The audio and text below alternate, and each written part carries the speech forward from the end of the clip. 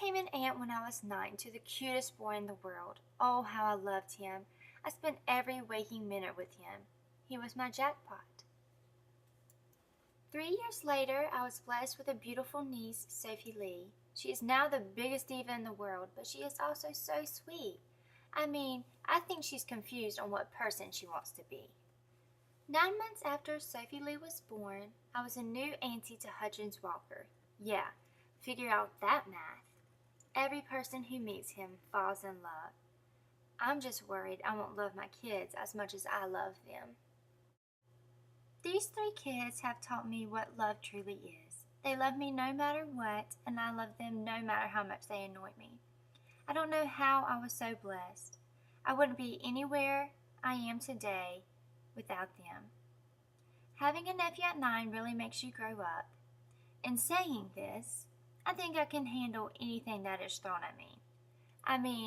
I've raised 3 kids already. 3 years ago, I started my photography business, Bay Photography.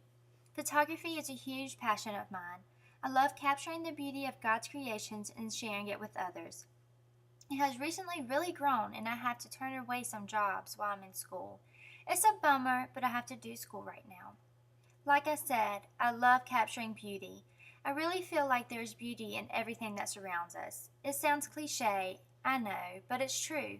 I have learned to look for the diamond in the rough, and in that diamond in the rough just might happen to be one of my students. If I have learned anything from photography, it would be to never look simply on the outside. If you dig a little deeper, there is something quite beautiful.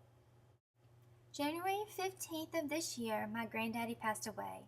He was sick all my life with leukemia, but he was always so strong. He became very weak around November last year, and we traveled back and forth to Virginia to see him.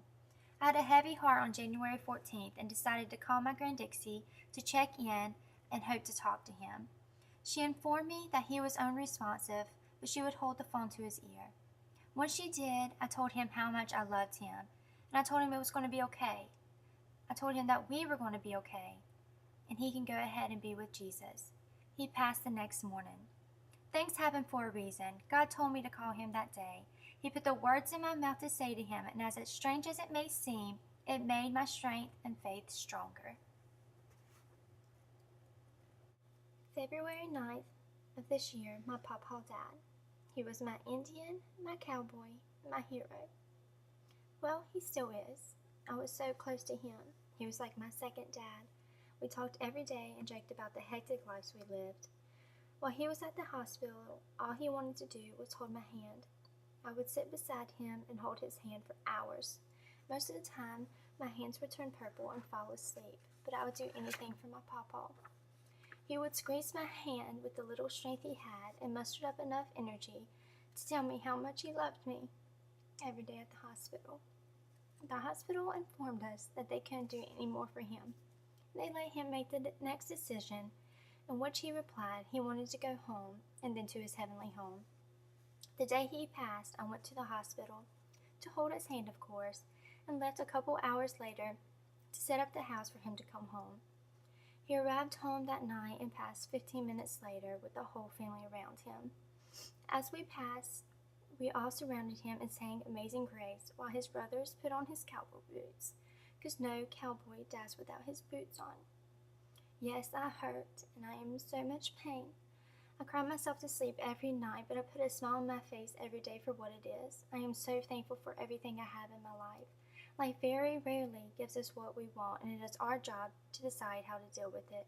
You probably didn't know my pain, just like you will never know what your students are going through. We just have to be there for them. We need to support them and love them every step of the way.